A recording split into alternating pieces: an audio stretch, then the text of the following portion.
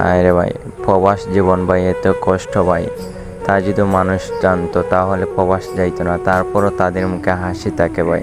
কি করবে, বাবার 10 লাখ 5 লাখ টাকা তারা বাবার নষ্ট করে তারপর প্রবাস আসছে। প্রবাস এসে কি কাজ করতেছে মানুষ।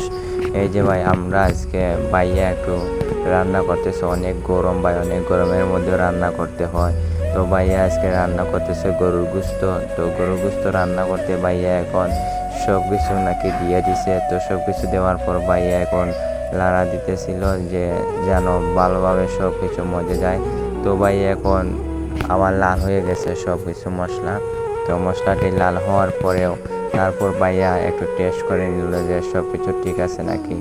তো সব কিছু ঠিক আছে, ভাইয়া দেখে নিল একটু লবণ, সব কিছুই বলছে যে ভাইয়া ঠিক আছে। তো ভাইয়া এখন লাড়া দিতেছে। তো এখন ভাইয়া একটু জল দিছে। তো জল দেওয়ার পর ভাইয়া বলছে জল দিলে একটু ভালো হয়।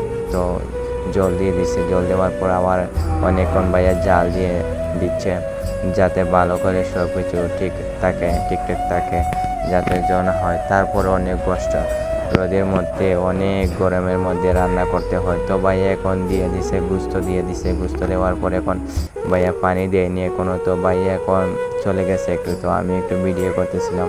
তো ভাইয়াকে ডাক দিলাম যে ভাইয়া আসো একটু। তো ভাইয়া আসছে এখন। ভাইয়া দেখতেছে সেটা কি ঠিক হয়েছে, কিভাবে হচ্ছে না হচ্ছে সেটা দেখতেছে ভাইয়া। তো গোস্তটাকে একটু নাড়া দিতেছিল। ভাইয়া গোস্তটাকে একটু নাড়া দিয়ে দেখলো কীভাবে হচ্ছে। তো এনে দেখা যাচ্ছে অনেক ভালো। তো ভাই সবাইকে আসসালামু আলাইকুম, এবং যারা যারা আমার ভিডিওটি ভালো লাগলে অবশ্যই আমার পেজটি ফলো করবেন।